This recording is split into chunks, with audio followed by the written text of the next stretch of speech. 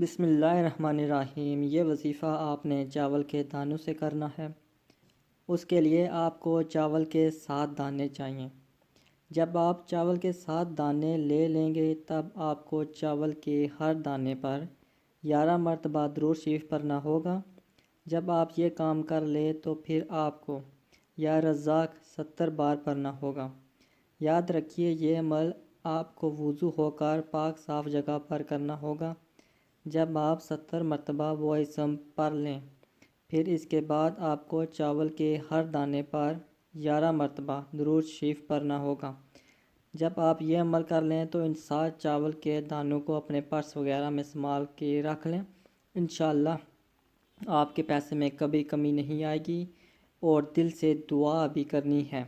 بس ہر حال میں اللہ پاک کا شکر ادا کرنا ہے کیونکہ رزق دینے والا اللہ ہے۔